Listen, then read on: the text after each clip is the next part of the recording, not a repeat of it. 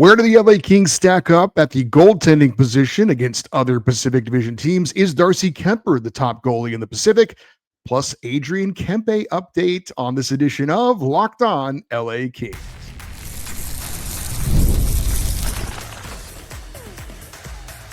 You are Locked On Kings, your daily podcast on the Los Angeles Kings, part of the Locked On Podcast Network, your team every day. Hey, Kings fans, welcome to Locked On LA Kings, part of the Locked On Podcast Network, your team every day. Thanks for making Locked On LA Kings your first listen every day. We are free and available wherever you get your podcasts and on YouTube. I'm Eddie Garcia, your host of Locked On LA Kings. I've worked in sports media for the past 30 years, also one of the co-hosts of Locked On NHL Game Night. Right now, we're previewing all 32 NHL teams this offseason. Once the season starts, if you want to check in on the night that was in the NHL, check out Locked On NHL Game Night. And of course, I'm also a passionate LA Kings fan for over 30 years. The countdown is on. Rookie camp starts this Thursday. Kings rookies will compete in the Golden State Rookie Challenge over the weekend. LA Kings training camp coming up very soon, most likely at the end of next week. 12 days away from the Kings preseason opener in Ontario against the Ducks. The first of 7 preseason games, which will wrap up October the 4th at Crypto.com Arena. Also against the Ducks, and we're 28 days away from the Kings season opener, October 7th, at home against the Colorado Avalanche. And we do have some news to share on Adrien Kempe before we get into our look at the goalie position for the LA Kings and in the Pacific Division. And it seems like some positive news for now. Adrien Kempe was at something called the NHL Player Media Tour in Las Vegas. I'll be honest, I didn't really know about this. They probably have it every year, and I forget that they have it. But anyway, because the NHL does a great job of promoting the things that they do. But Adrien Kempe met with the media. Longtime hockey insider Pierre LeBrun posted on social media earlier in the day that Kempe said regarding his contract extension, quote, "There is no rush from his end." Well, I'm quoting Pierre LeBrun. He's quoting Adrien Kempe. "There's no rush from Kempe's team as far as the extension, and he feels that things will pick up in the next few weeks or months, and that he wants to stay in LA." A follow-up interview with Dennis Bernstein of the Fourth Period and NHL Network Radio, also a contributor to some of the LA Kings stuff. He was a little bit more specific in a discussion with Adrien Kempe, where Kempe said that they're targeting a deal to be done by either the start of camp or by Christmas.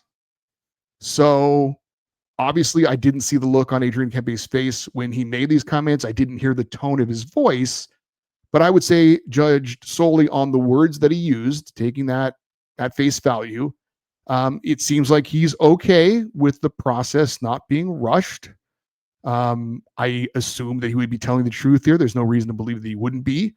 It seems like he's okay if the negotiations go into the season. I have no idea why they would. We've talked about this a number of times. There's no reason they should. These talks don't seem to be contentious in any way, shape, or form. Kempe wants to be a King. He reiterated that. The Kings and Ken Holland have said they want Kempe. It's just working out the deals. We know what a huge part of the Kings he is. We know that he's earned a sizable raise. I don't think anybody is disputing either of those facts, management or Kempe or fans or media. So hopefully this gets done sooner rather than later. But for now, it seems like Adrien Kempe is okay if things don't get wrapped up before the season starts.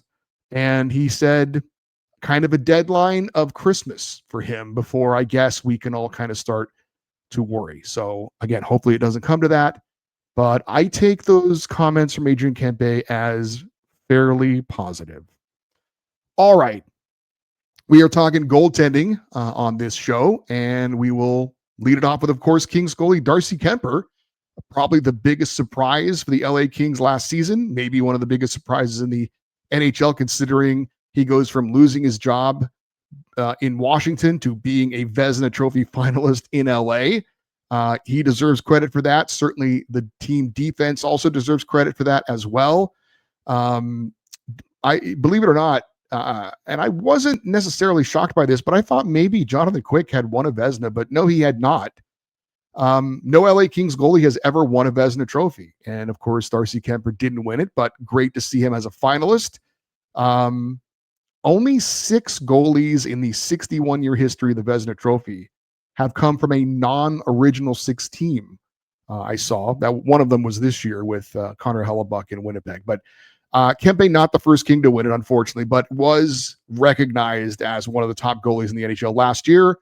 Clearly the best goalie in the Pacific Division a year ago. Does that mean he is still the best goalie in the division going into this season? How about the tandem of Darcy Kuemper and new Kings backup goalie Anton Forsberg? Are they the top combo in the Pacific Division? Well, we're going to answer that question and also rank the top 10 overall goalies in the Pacific Division. We are going to do that and start with number 8. We're going to go 8 through 5 to lead things off here. And keep in mind how I judge this. It was what these goalies have done this past year, what they've done throughout their career. I'm not projecting what they could do at some point because, I mean, obviously that's just an opinion. That's not a fact. So we're going by what they've done early on this past season, I should say, and also in their careers. And that's how we're ranking them. And we're doing tandems first. This is the backup and the number 1 goalie for each individual team. So checking in at number 8 for me is a team that's been ranked at the bottom of most of our position rankings that we've had, and that would be the San Jose Sharks. A tandem of Yaroslav Askarov and Alex Nedeljkovic. Askarov is a former big-time prospect in the Nashville Predators organization. They ended up signing UC Saros, their number 1 goalie, to a big extension, so that made Askarov expendable, and they traded him to the Sharks.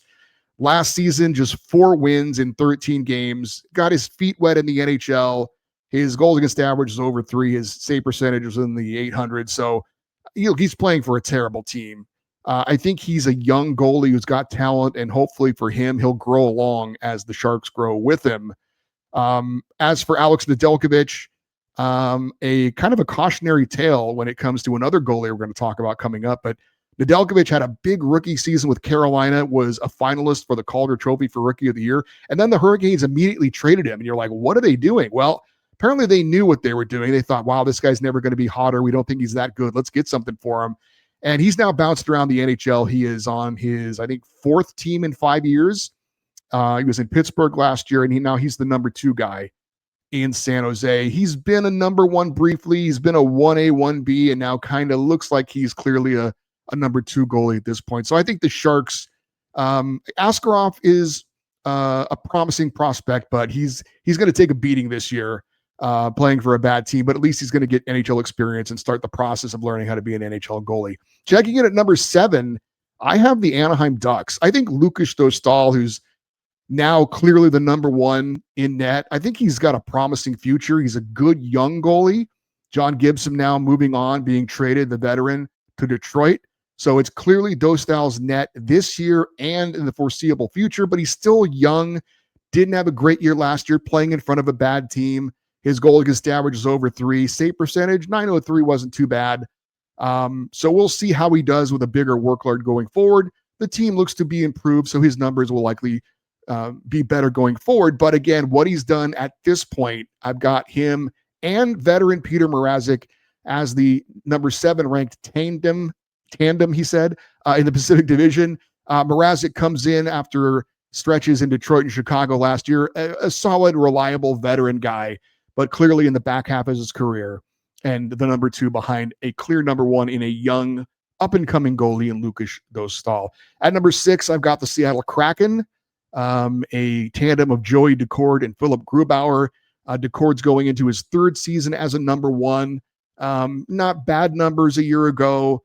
The goals against average 2.75 and 906 save percentage. Those are right around his career numbers as well. So what you got from him last year is what you're probably going to get from him going forward. Philip Grubauer is a bit of an albatross for the Kraken. He's making $5.9 million to be a clear number 2, and he's just hanging on. And they've got him for 2 more years at $5.9 million. They would love to be able to get rid of that contract. Yeah, he's a former Stanley Cup winner, but a veteran guy who's just kind of hanging on now. And way too much money for Philip Grubauer, but that's the situation Seattle finds themselves in. And checking in at number 5, I have the Calgary Flames. Dustin Wolf is a really good looking young goalie. He was a finalist for the Calder Trophy for Rookie of the Year last year.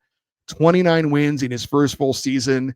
The goals against average 2.64, a .910 save percentage.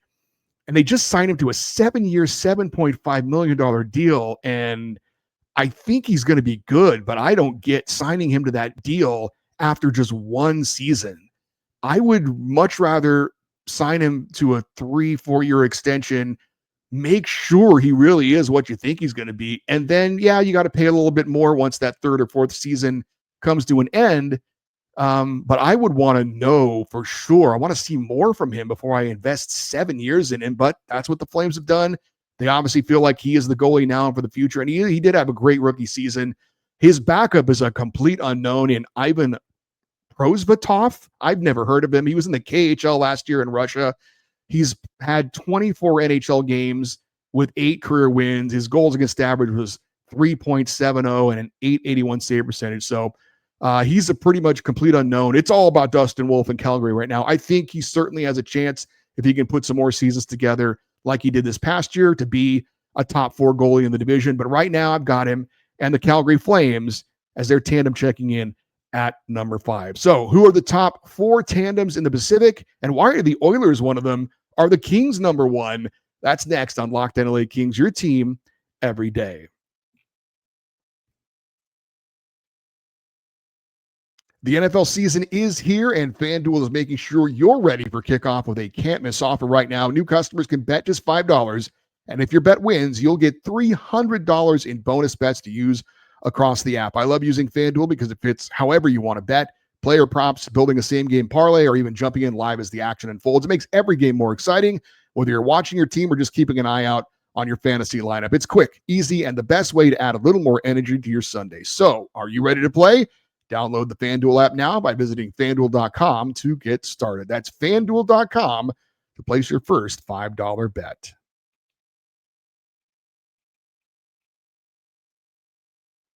All right, we are looking at the top 4 goalie tandems in the Pacific Division, and it was very close between 3 and 4. And just looking at the numbers, when you compare Stuart Skinner of the Edmonton Oilers and Thatcher Demko of the Vancouver Canucks, they're both 22 years old. Demko's appeared in 48 more games throughout his career, 28 more wins. The goals against average slightly favors Skinner. Demko gets the slight advantage in save percentage. But you take into consideration the postseason play, Skinner's been in 50 playoff games to Demko's 5.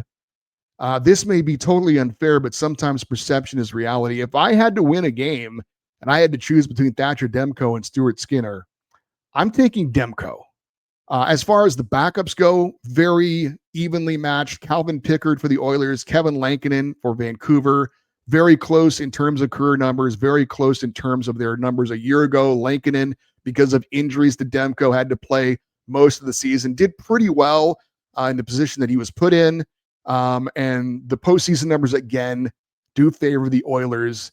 But I still have Edmonton checking in at number 4. I just think the Thatcher Demko, when healthy, and that's certainly a huge knock on him that he is not healthy a lot, but when he is healthy, he has shown he can be an elite level goalie. Stuart Skinner, even at his best, is not. So I give the edge to Vancouver in that tandem of Demko Lankinen against Skinner and Pickard, but I think it's pretty close. And when you throw in the postseason numbers, you could have an argument that Edmonton maybe should be number 3 and Vancouver should be number 4, but I've got Vancouver checking in at number 3. So that brings us to our top 2 teams.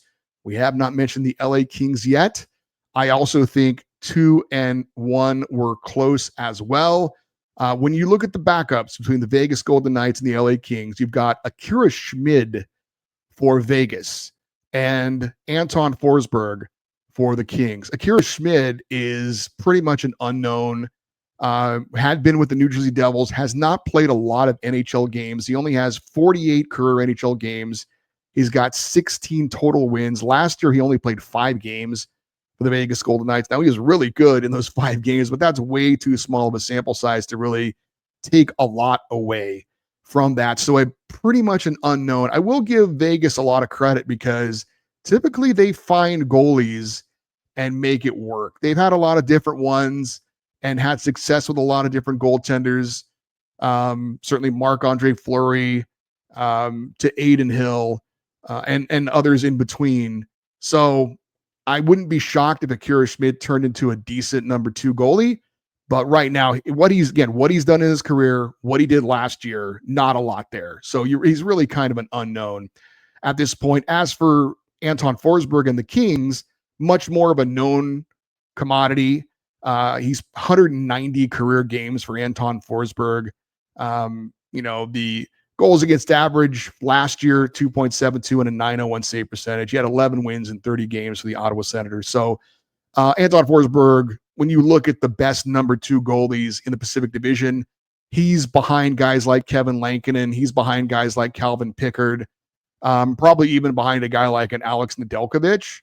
But if you're going to compare him to Akira Schmid, you clearly have to give the advantage to the Kings and Anton Forsberg just because of his experience and what he's done in the league recently. So that makes it a head-to-head matchup between Adin Hill and Darcy Kuemper. And you've got 2 goalies who have both won Stanley Cups. Hill, of course, did it with the Golden Knights a couple of years ago. Kuemper won a cup with the Colorado Avalanche, both as number 1 goalies, Hill and Kuemper. So you've got that history as well. When you look at the career, though, it's clearly Darcy Kuemper. He has 209 career wins to Adin Hill's 96. The career goals against average favors Kuemper. The career save percentage favors Kuemper. And when you look at what they did individually just last year, it obviously favors Darcy Kuemper. Kuemper had 31 wins. Yes, Hill had 32, but they both played 50 games. The goals against average was clearly in favor of Darcy Kuemper, a 2.02 goals against average, second best in the entire NHL. Adin Hill checked in with a 2.47 goals against average, save percentage 921 for Darcy Kuemper, again number 2 in the NHL. Adin Hill was at 906, which is slightly above average. So career numbers, last year's numbers favor Darcy Kuemper. And again, you give the advantage to Anton Forsberg over Akira Schmid. So the tandem in Vegas, to me, checks in at number 2 in the Pacific Division. And I've said in the, some of these rankings we've done with the defensemen and the forwards, you can make an argument. I'm being a bit of a homer, being a Kings fan. I really don't think in this case there's any debate as to who the top tandem is as far as the goalies in the Pacific Division. It is absolutely Darcy Kuemper and Anton Forsberg. Now, if you look at some of the other teams, Thatcher Demko and Kevin Lankinen might be a kind of a tandem that you feel a little bit better about because Lankinen has played a lot of games last year where Forsberg hasn't played a ton of games for the Kings. Calvin Pickard obviously took over in the playoffs for Stuart Skinner and did really, really well. So there are a couple of tandems that are kind of close, that if a guy had to take over for a prolonged period of time, you might feel a little bit better about it than what the Kings situation is. If Forsberg has to play an extended period of time for Kuemper, that's not a great situation for the Kings. It may be a little bit of it. Nobody wants that for sure. Nobody wants their number 2 to have to play significant minutes, but Vancouver might be a little bit better prepared for that. Maybe Edmonton as well. But I still think when you look at what Darcy Kuemper has done over his career and last year, and you mix it in with a capable backup in Anton Forsberg, I think it's pretty clear that the LA Kings going into this season have the best goalie tandem in the Pacific Division. So the Kings have the best tandem. Does that just automatically mean Darcy Kuemper is the number 1 individual goalie in the division? We'll reveal that next here on Locked On LA Kings, your team every day.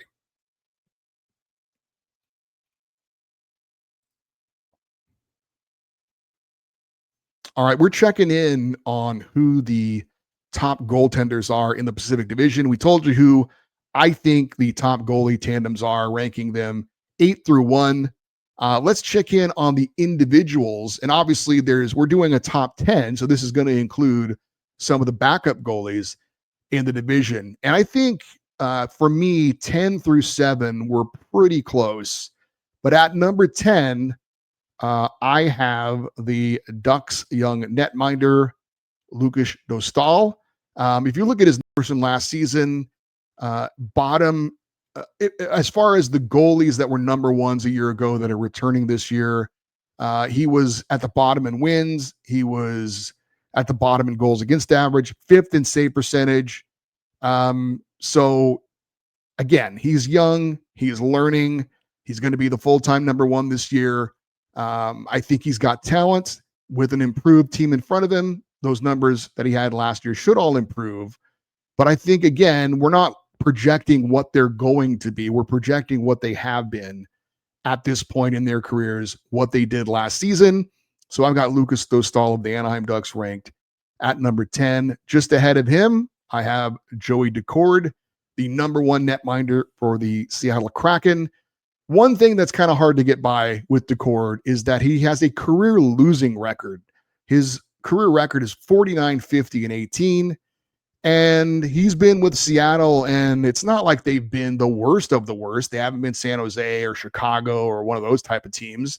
They've been, somewhat competitive, not a playoff team, but he's a below 500 goalie. So, and again, I concede that a lot of this with the goaltenders is the team that's in front of you. They have to help you out. The defense hasn't at this point for Joey Daccord, but I still have him as a top 10 goalie in the division, but he checks in at number 9. I have a couple of backups actually ranked higher than the number one goalie in Anaheim and Seattle. Checking in at number 8, I've got Alex Nedeljkovic. He is the backup goaltender for the San Jose Sharks. And I mentioned it earlier.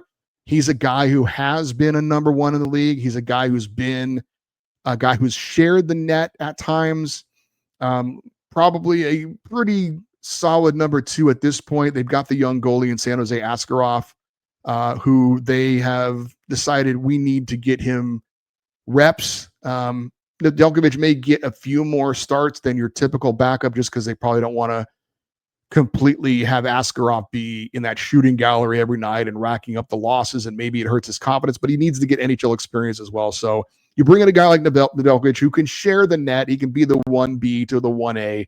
He's played that role before. He did it in Detroit. He did it in Pittsburgh. So veteran guy. He's been around the block.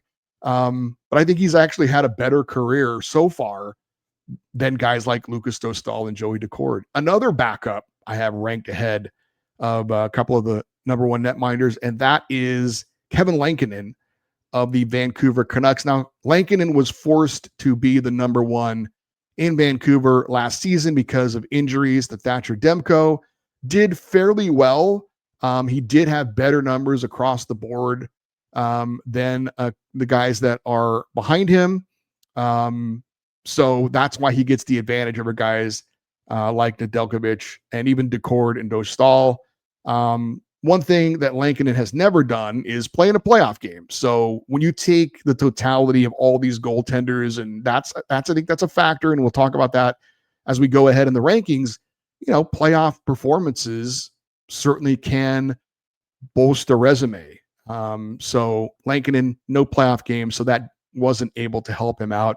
The same cannot be said for our goalie that I have ranked number 6, and that is Calvin Pickard of the Edmonton Oilers. His regular season numbers actually are not quite as good as Kevin Lankinen. They're very close, but Lankinen does have a slight edge in some of the regular season numbers. But the postseason, to me, gives Calvin Pickard the advantage. He was 7-1 in 10 postseason games last year for the Oilers, helped them make it to the Stanley Cup final, as we know all too well as LA Kings fans.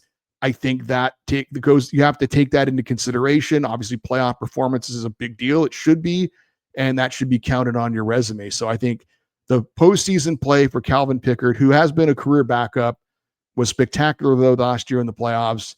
That gives him the edge over a guy like a Kevin Lankinen or an Alex Nedeljkovic or a Joey Daccord, even though he's the number 2 in Edmonton. Checking in at number 5, I have Stuart Skinner. the whipping boy of the Edmonton Oilers. He is basically blamed for them not winning a Stanley Cup at this point, and it actually might be fair. I mean, after all, he did lose his starting job last year in the playoffs, and his regular season really wasn't that great either. Of the 7 goalies that were number ones a year ago that are coming back to be number ones this year in the Pacific Division, Skinner was behind Joey Decord in things like wins. He was 6th in goals against average, just ahead of only Lucas Dostal. He was dead last in save percentage as far as the number one goalies from a year ago that are back as number ones in the Pacific. So, his career numbers, when you take that into consideration, which you need to, have been better than any of the other guys we talked about so far. And he has appeared in a lot of postseason games. He's got 50 starts in the playoffs. And again, that's a credit to the team that he's playing for a lot. If you put Stuart Skinner on the Seattle Kraken and you put Joey Decord on the Edmonton Oilers, probably going to be talking about Decord in kind of the same light. But that's the way it is. He's been on the Oilers. He's had success. And it is interesting, if you don't follow this kind of stuff, we don't even know if Stuart Skinner will be the number one goalie for Edmonton this season. Now, he's slated to be the number one again, but there is a lot of smoke around a goalie named Carter Hart. If you're not familiar, he was a former starter in Philadelphia. He was involved in that sexual assault scandal involving the Canadian junior team years ago that he was on. They finally settled that in court this past offseason. Carter Hart and all the other players involved were acquitted. However, the NHL has still not cleared any of those guys to play in the NHL yet. It is believed, though, that they will at some point. And a lot of people think the Edmonton Oilers will sign Carter Hart, who is an unrestricted free agent. So that is certainly a fly in the ointment. It's certainly, if you care about, obviously, the competition in the Pacific and what other teams are doing, that's a story that you should keep an eye on, or I'll do it for you. I'll certainly mention it if it ends up happening. But that's kind of the scuttlebutt, that Carter Hart is going to be the goalie for the Oilers this year. Now, is he any kind of a savior for the Oilers? He's a pretty much a career 500 goalie. His record is 96, 93, and 29. Stuart Skinner's goals against average is actually slightly better than Carter Hart's career goals against. And they have identical career save percentages of 906. So if they do go to Carter Hart, is he going to be an upgrade? That remains to be seen. He was obviously playing for some not so great teams in Philadelphia, but that's the buzz around the Oilers and goaltending this year. All right, moving on. Checking in at number 4 in our top 10 goalies in the Pacific Division is Dustin Wolf of the Calgary Flames. Again, great rookie season. The Flames believe in him, signing him to a long-term deal. We'll see if he can follow it up. I would not be surprised if his numbers slip a bit from his fantastic rookie season. Every team in the league now has a book on him. They have a scouting report on him. They know his weaknesses. I'm not saying he's not good. I'm not saying he isn't going to be a good goalie going forward, but I wouldn't be surprised if he took a little bit of a slip back this year. But based on his tremendous one season, I would pick Dustin Wolf over certainly a guy like a Stuart Skinner, who's done more in his career, but he's never had a season like Dustin Wolf had last year. So it's just 1 year, but I'm going to give him the advantage over Stuart Skinner. Checking in at number 3 is Thatcher Demko. The issue with Demko is his health. When he's healthy, he's proven he can be an elite goalie, but he's often not healthy, as he was not last season. He was 2 years ago, and he was a Vezina Trophy finalist. He was one of the top 3 goalies in the NHL. So again, when he's healthy, he's very, very good. But as the cliche goes, your best ability is your availability. And he's not a guy that they can necessarily count on. But we'll see. We'll see how it goes this year with Thatcher Demko. Again, when he's healthy, he is very good. And how about Dustin Wolf and Thatcher Demko, both California-born goalies? Dustin Wolf from Gilroy, California. Demko is from San Diego. All right, we are down to our final 2. Is Darcy Kuemper checking in at number 1? Well, the answer would be yes, because Adin Hill is the number 2 goalie, in my opinion, just slightly edging out Thatcher Demko. Again, when Demko's healthy, you can make the argument that he's a better goalie than Adin Hill, but again, he's not always healthy. Adin Hill is reliable. He had the most total wins of any goalie in the Pacific last season with 32. He's won a Stanley Cup. So again, when he's healthy, Demko gets the advantage, but he's not reliable. Adin Hill is. So I'm picking Adin Hill over Thatcher Demko. There is an argument to be made there, but I go with Adin Hill at number 2. And that means Darcy Kuemper, I believe, is the number 1 goalie in the Pacific Division going into this season. I mentioned it earlier, but his career numbers are better than Adin Hill and Thatcher Demko. Obviously, his season a year ago was better than both of those guys as well. I do think Darcy Kuemper will take a bit of a step back this year. I do not anticipate he'll be a Vezina Trophy finalist again, but I still think he's a top 10 goalie in the NHL. I still think he will benefit from playing behind a great defensive structure and team in the LA Kings. And I've got Darcy Kuemper as the number 1 goalie entering the season in the Pacific Division. That'll do it for today's show for you everydayers, those who listen and watch Locked On LA Kings every day. As always, we have our Friday fan feedback show at the end of the week. Feel free to chime in on your thoughts on this show if you want.